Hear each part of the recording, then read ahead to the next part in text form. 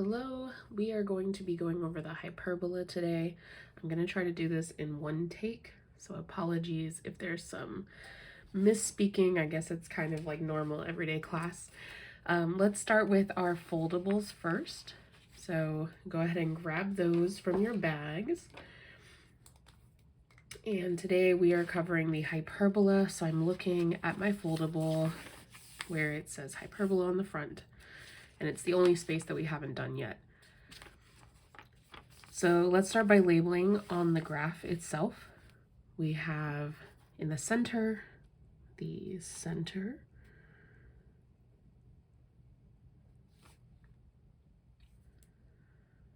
On either side, there's a curve and a point that is highlighted. That is the vertex.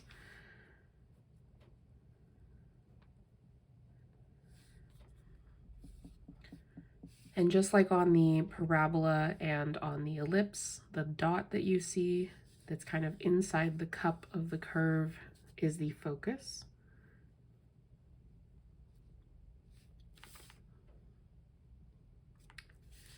The diagonal lines that you see are asymptotes.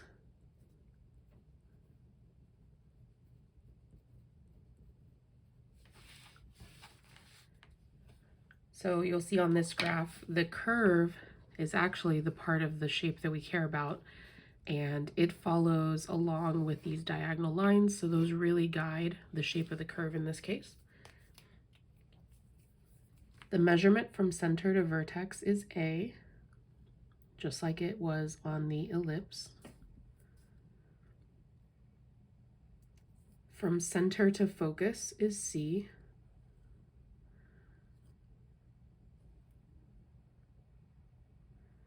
And then the box that you see is determined by B.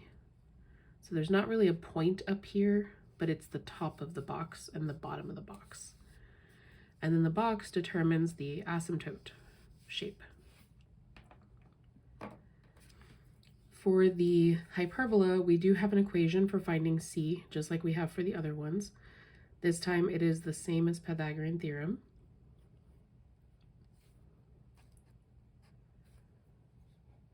And for these shapes, we do not have a guaranteed relationship between A and B, so I'm not going to write anything like A greater than B or A less than B. It can switch.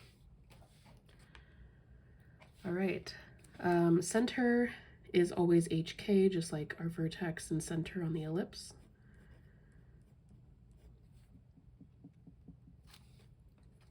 And then for this shape, there are two axes, but because A and B can be larger than each other interchangeably, we can't call them major and minor like we did for the ellipse because they're not always bigger or smaller.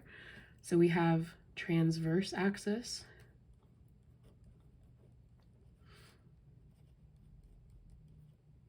and conjugate axis.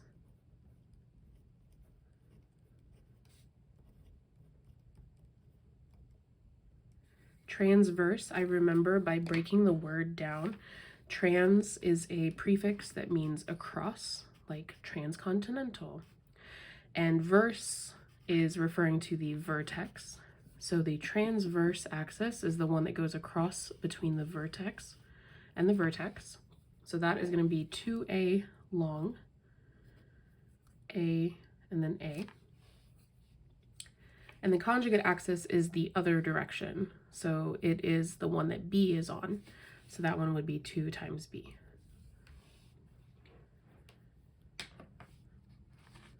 Now for our equations for the hyperbola.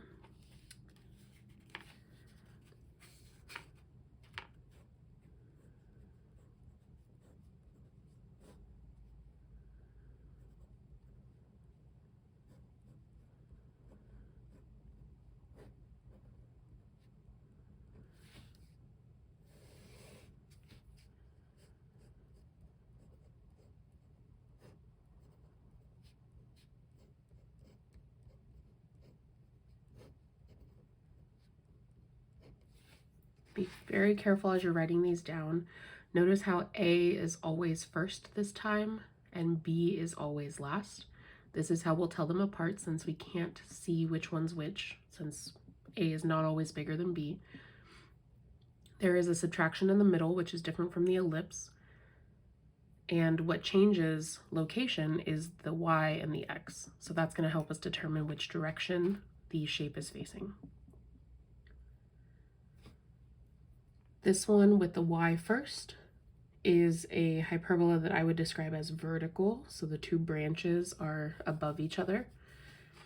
And when the X is first, it is horizontal. So the branches are next to each other. And the last things are the equations or formulas for finding all of the different features, like the vertex, focus, and asymptotes. Just like with the other shapes, this is stuff that you could figure out by graphing, but if you like to have the formulas, this is a great way to write it down. So first, we have a formula for the vertices.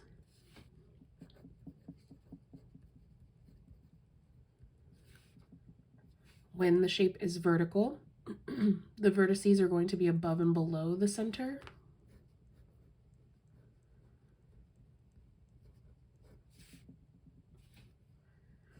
And when it's horizontal, they will be side to side.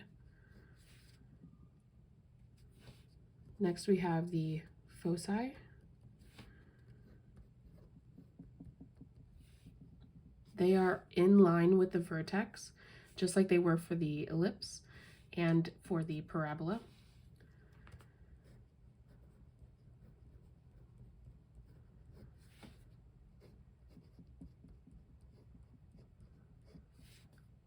And then finally, the asymptotes.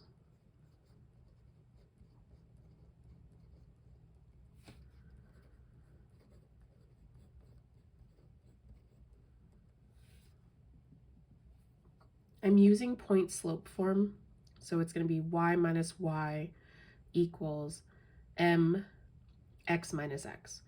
And the asymptotes are going through the center, so the hk is going to get used as the x and y in the point slope form of a linear equation. So y minus the y value it goes through equals, and then slope will go here, x minus the x value it goes through.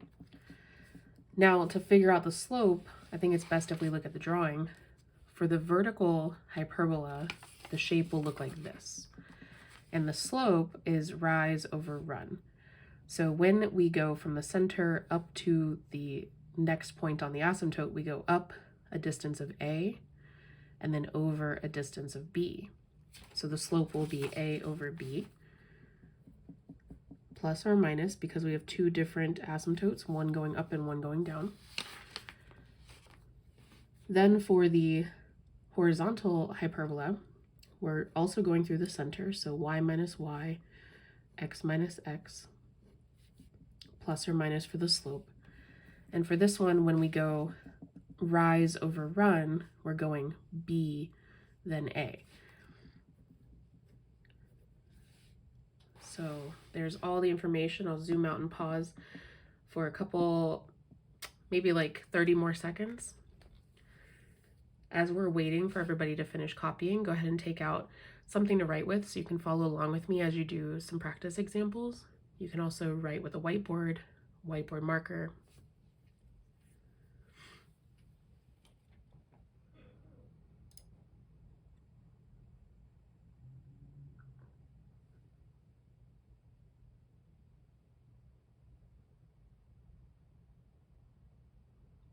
Okay. Our first two examples are going to ask us the same thing that we've always started with. We're going to try to graph and label as many features as we can. You can go ahead and copy down these two equations now if you're going to follow along.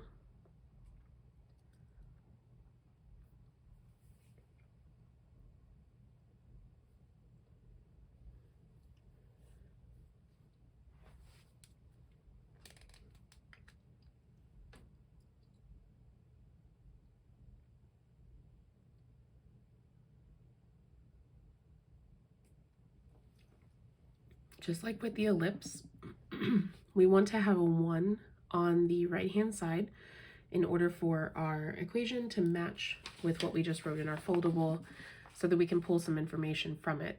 I'm also looking to have fractions, And so far in both of these cases, we do not have that. So we're going to set up the equation by dividing by 225 to every single term, which is going to give us both fractions and also the one that we're looking for. 225 divided by 25 is 9, so this is going to reduce.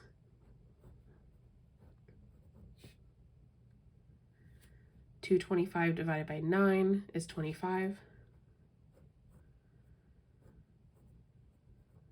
And then 225 divided by itself gives us 1.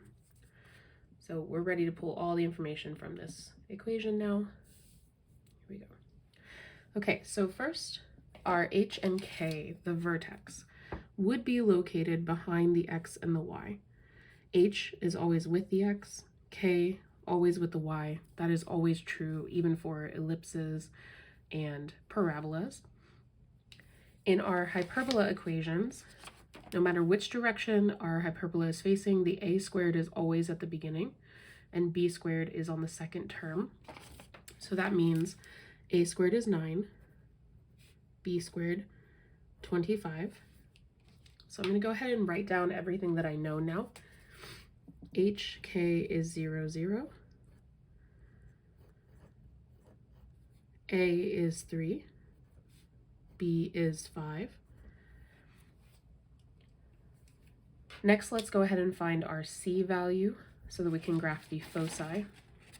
C is based on this equation. Note how this is different from the ellipse as well. Make sure you have this down because it's easy to mix the two up. So C squared equals A squared plus B squared. And I have A squared and B squared.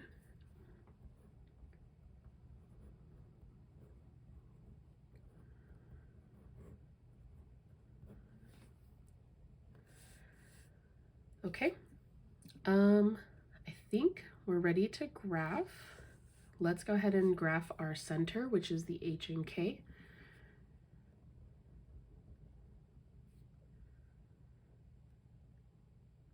Next, the a is going to tell us how far to go for the vertex. And because the a was attached to a y, I'm going to go vertically to find the vertex.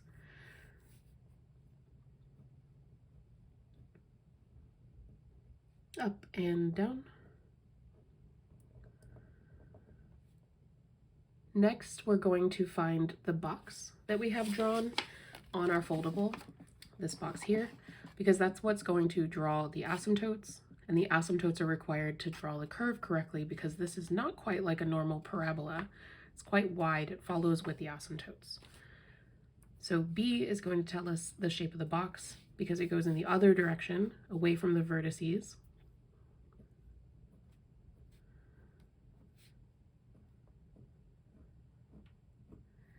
I don't tend to mark that as a point because it's not really a point on the curve. It's just a box that is invisible and helping us to sketch the asymptotes.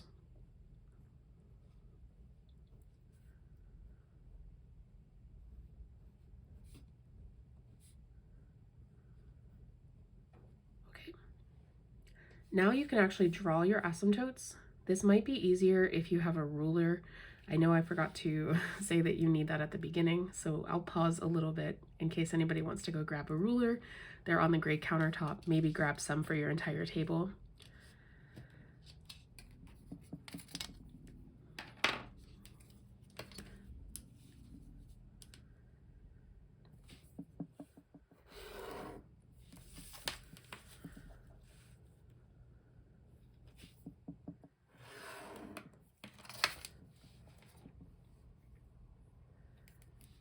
Your asymptotes should go through the center and through both corners.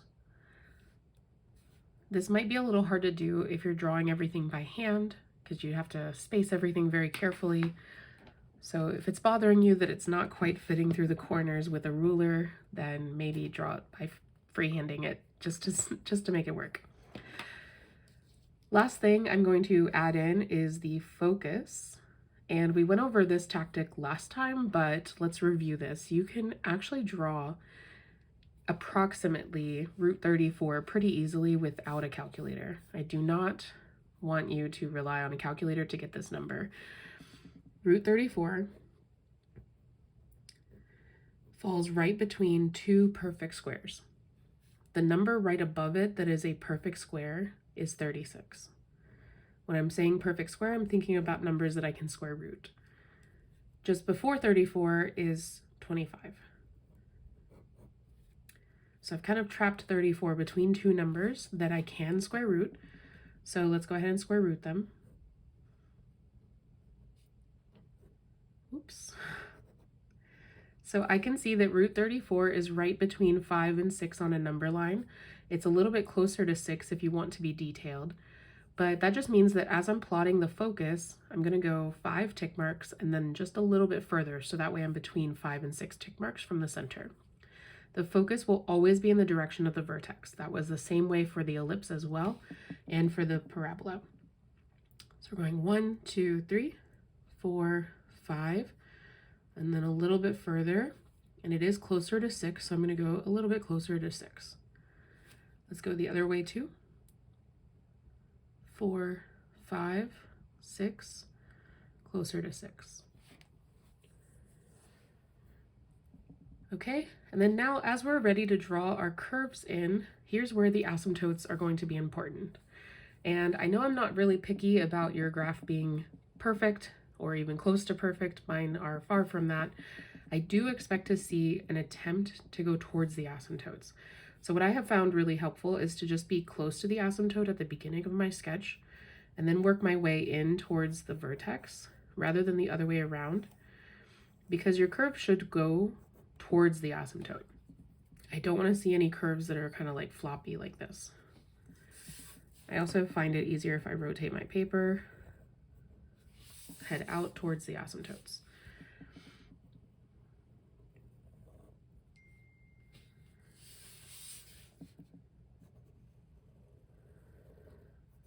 There we go.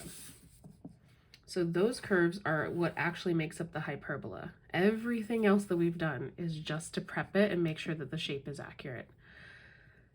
The question then asks us to determine the length of the transverse and conjugate axis. So again, transverse means across vertex. The transverse axis is 6 units long. The conjugate axis is the other direction, so it's b, or 2 times b, so that's going to be 10 units long. And then I'm just going to add this in because, again, it's good to have this skill, but right now we have drawn this entire thing. If we ever ask you for the equation of these asymptotes, I think it's easiest to use point slope form. So let me write that out this time because I kind of mentioned it earlier but didn't really write it out. This is point slope form of a line. So as long as you know a point and the slope of your line, you can write an equation for the line. These lines go through a lot of different points, but the easiest one to note is the center that it goes through because we already have that value written down. So both my lines are going through 0, 0. I'm going to put in 0 and 0 for the x and the y. And then for the slope, you can just count rise over run. Up 3 over 5. So, or on the other one, it's down 3 over 5. So that's why I have the plus and minus. So y minus 0 equals plus and minus 3 over 5 x minus 0. There's the equation of both asymptotes also written out. I think that's everything I could ask for. Usually we don't need the axes or the asymptotes written out, so that's just extra skills. Let's try another one.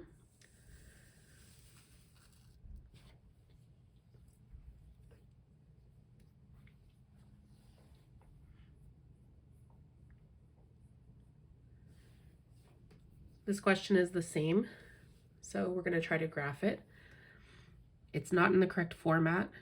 I also have a constant on the left side, so first thing I'm going to do is move that to the right as an 8, and then divide everything by 8.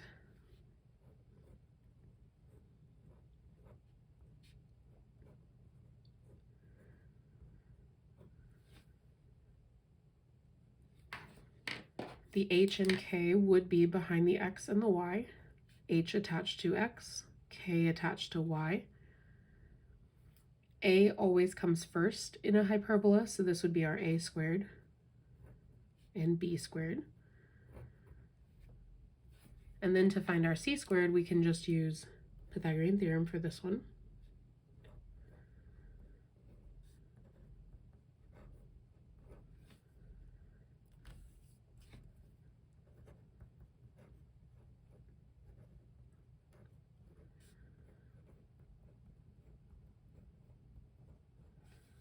There's all of my facts written out. When we start graphing, let's start with the center. But before I can actually start drawing anything, I need to know where each of these roots fits into the scale. So let's do our inequalities. Root 10 is between root 9 and root 16. So root 10 falls between 3 and 4 in the tick marks. Root 8 falls between root 9 and root 4. So it's between 2 and 3 tick marks. And then finally root 2 falls between root 1 and root 4. So it's between 1 and 2. So we're going to be approximating with all of our points, but nothing goes past 4.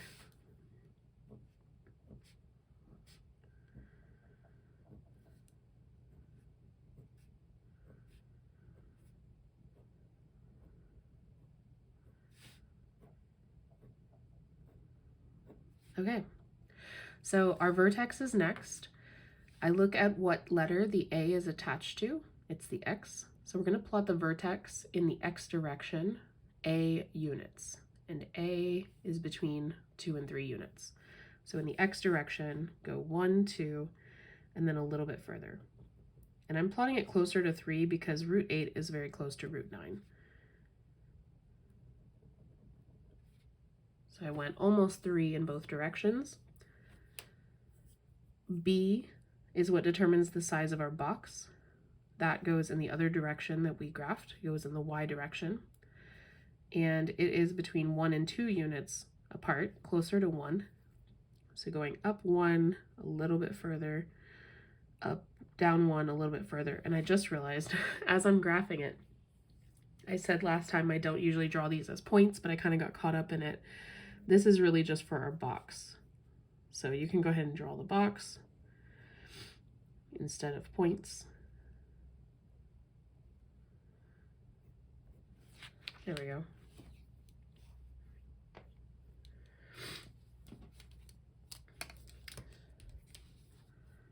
Drawing in the asymptotes, they go through the corners of the box and through the center.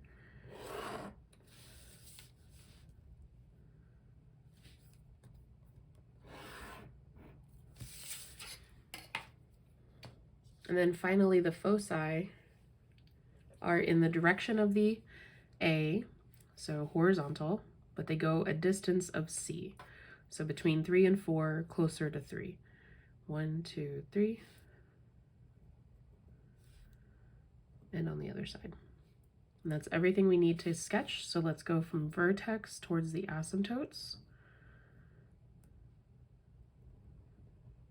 It should not cross the asymptotes.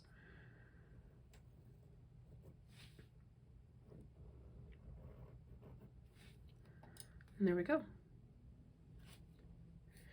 We can write our equation for the asymptotes really quickly. Y minus y.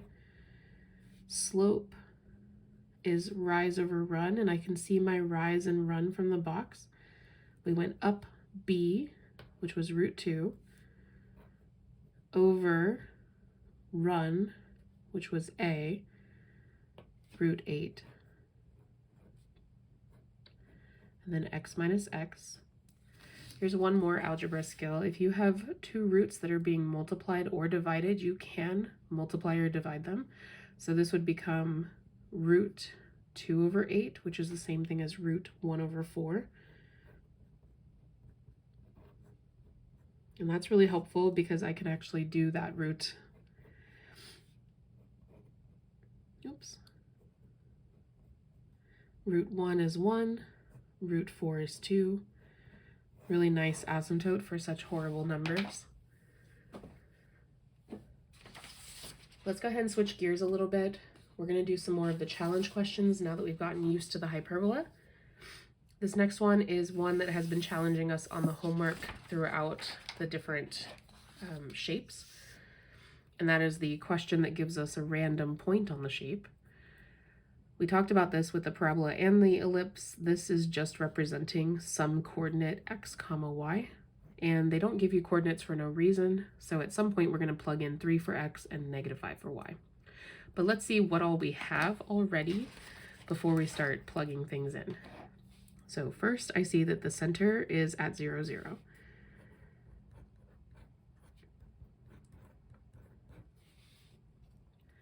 Next I see where the vertex is, and the distance between the center and the vertex is a. I should probably zoom in because this is a little bit hard to read. That scale is 2 units for every tick mark. So the a in this case is actually 4. B we can't see because it's an invisible box, and C we can't see because we don't have any focus.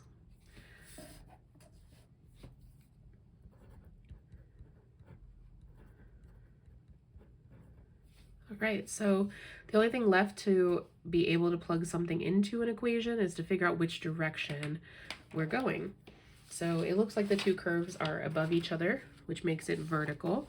So we're going to use this first equation in the foldable to plug everything into. That means y comes first, then x. So we have y minus k squared, and then x minus h squared. A squared always comes first in a hyperbola, and then b squared was the part that we couldn't find. So now it's a little more clear why I might need this point over here. We still don't know b, but if I plug in x and y from the ordered pair, then we can solve for b. And then we come back to this equation and fill it in. So let's plug in 3 for x and -5 for y.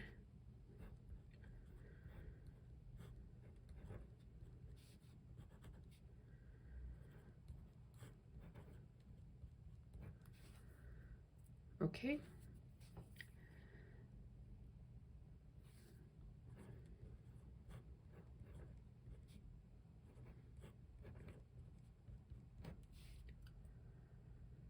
I'm going to add the 9 over b squared and subtract the 1, so basically switching their places.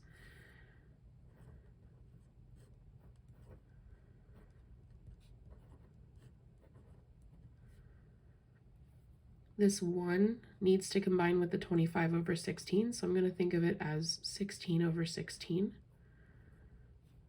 instead of 1.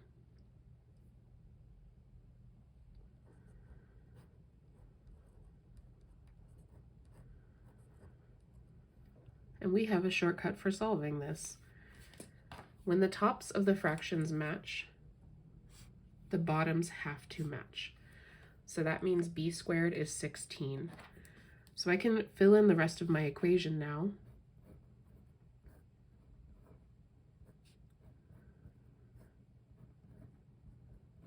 And we're done.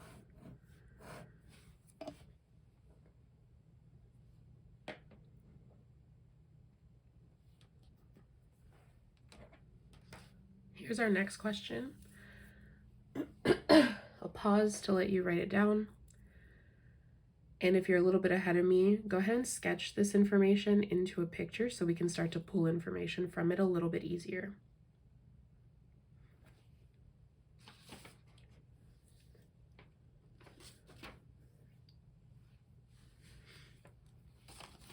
Okay, our vertices are at 0, 6, and -6. That immediately tells me that our hyperbola is oriented this way, with the vertices above each other, which means that it is a vertical hyperbola. The center is in between those 2 points, so HK is 0, 0 again. So I can already start to write the equation. If it's vertical, the y comes first, and the k is 0, and the h is 0.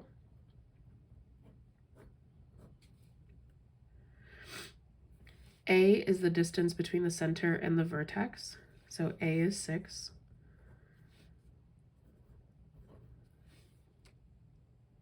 And then B right now is unknown, but there is still a piece of information we haven't used yet, and you can use your foldable to help you with this. So it's telling me that the asymptote equation has a slope of 1 over 3. And if we look at our asymptote equation, it's A over B. So we can just set A over B equal to 1 over 3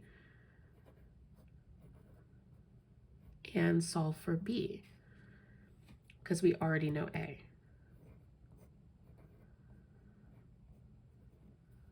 Let's solve this by cross multiplying. Go across and drop down. 1 times B.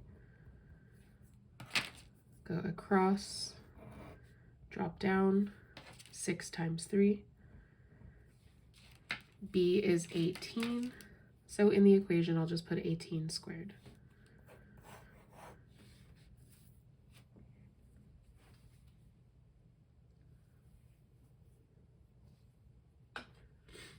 When you're ready, go ahead and copy down the next equation.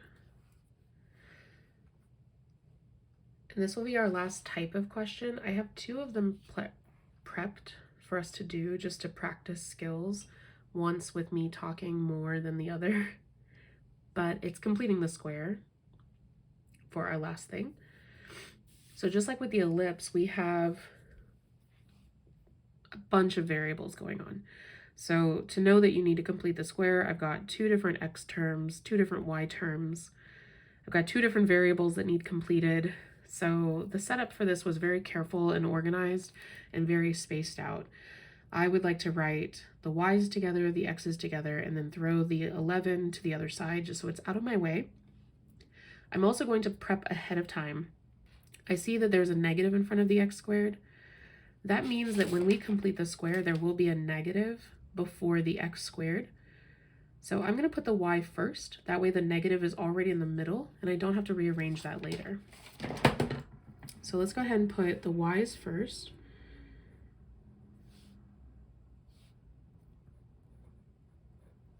Leave some space for the third number that you're going to add in. Then the x's.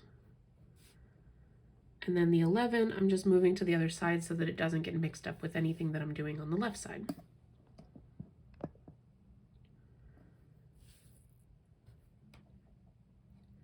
Now, just like with the ellipse day, we talked about what to do if there's a number in front. We do have to factor it away. Otherwise, it's hard to tell what's going to happen inside of here. You'll get the wrong C if you just start using this B, because it's not the proper B. This method only works if there's nothing in front of the squared term. So I'm going to factor away a 4. That means I'm dividing both of these by 4.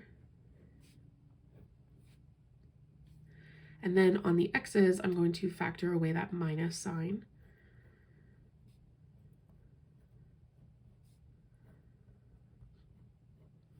And now we're ready to do the same algorithm that we do every time for completing the square. So we're taking the middle number, divide by 2, then square that. That gives me 4. But although I wrote a 4 here, it is actually being weighted 4 times as much by this 4 in front. So I wrote the number 4, but it has the weight of 16 being added to this side.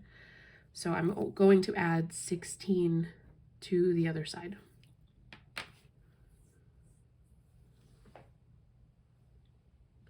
Next, let's do the same thing with the x's. We're taking the middle number, dividing by 2, square.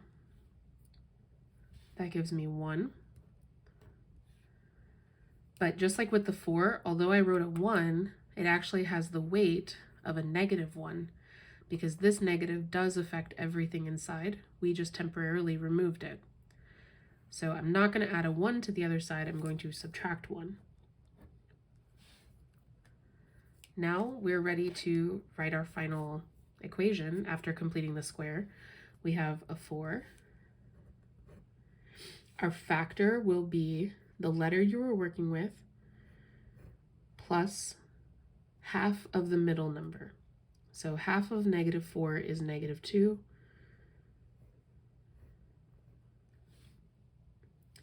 Then I bring down the minus. This factor will be x plus 1 because 1 is half of 2. And then on the right-hand side, we just combine all these numbers together. This will give me 4. We have completed the square and basically created what was a question like numbers 1 and 2, where we have the squares, we just don't have a 1 on the right-hand side. And one other big difference with this question is that we have a center that's not at 0, 0. So we're going to practice graphing it just to see how that affects everything. So let's divide everything by 4 to get it into the proper format.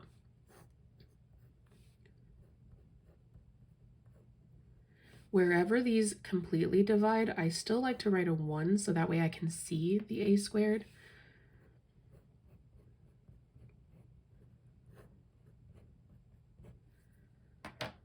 Okay, the number after the x is the h.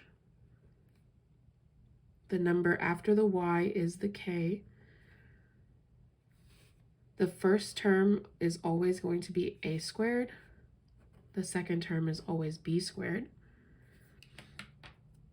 So I'm going to summarize what all we just found.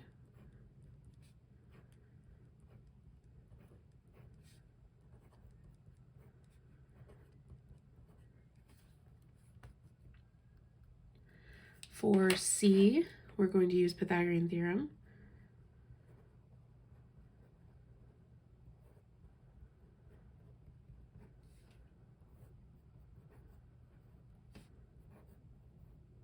And figure out what number root 5 falls between. So that's going to be between 2 and 3. I think we've already done that one.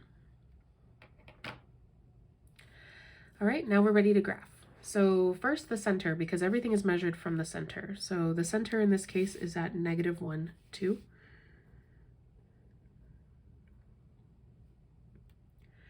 The y is first, and a is attached to the y, so that's going to tell us how far to travel for the vertex in the y direction.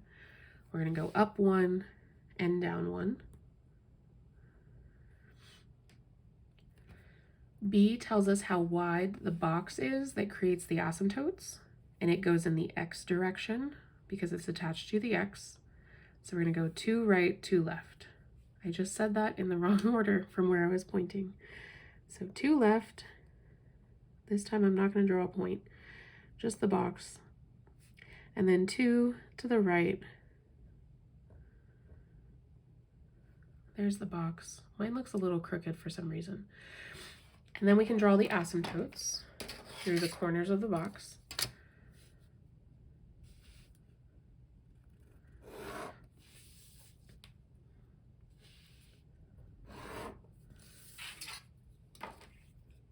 The foci are between 2 and 3 units away from the center, and they are in the same direction as the vertex. So I need to draw a few more tick marks. We're going to go from the center up 1, 2, and then a little bit further. From the center down 1, 2, and then a little bit further. And now connect your vertex to the asymptotes without crossing them, but approaching towards them.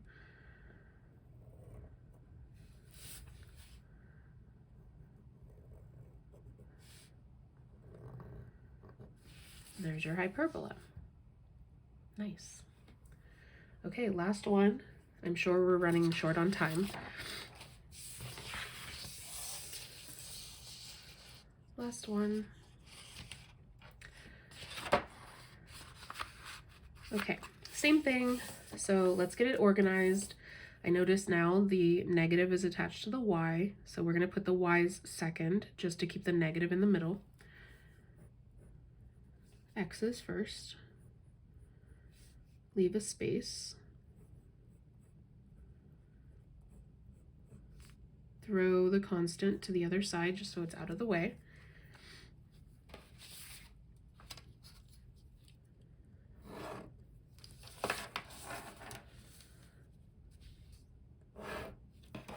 Okay, now there is no number in front of the x squared, so that one is ready to go, but the y has a number in front, so we're going to factor that one out. Here's the x's. For the y's, I'm going to take away the whole -2, so that way the square has nothing in front of it. Divide the next one carefully. It's -4 divided by -2. You can check your work by redistributing the -2 and make sure it matches what you had before.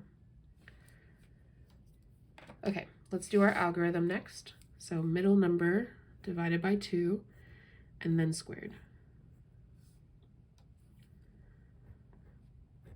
I have nothing in front, so what I wrote is how much it weighs. It is exactly 1 unit. That gets added to the other side.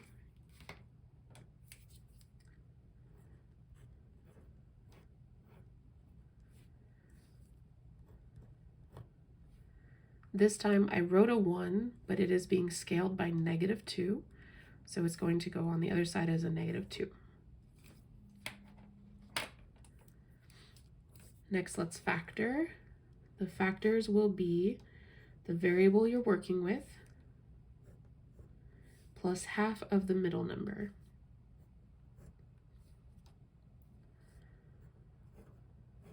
For the second one, we're working with y and half of the middle number. On the other side, clean everything up. Uh-oh. That's not good. We have a 0 on the right-hand side, which to me poses a problem because if I'm going to go ahead and graph this, I need a 1 over here. And normally we would divide by whatever number is over here, but you can't divide by 1. This is actually an example of what has a horrible name. It's a degenerate conic. And it's basically a conic section that is trying to be a conic section, but didn't do well or didn't succeed at doing that. If it has a 0 on this side, we can't divide by 0. It does not create a graph at all. I think this one will plot a single point, I believe. So it would be at the center. I'm doing this on the fly in one take, so I'm kind of flying off the seat of my pants here. I believe this one will plot a single point, but it will not plot the hyperbola at all. We had a question like this come up in one of my classes about the ellipse. What would happen if there were negatives? That would be the same concept. It's forming a degenerate conic, which is such a sad name. But it's a conic that didn't generate correctly, so it makes sense. And so this one we would just stop. But at least we got to practice completing the square. Okay, that's everything. Thank you so much. Bye.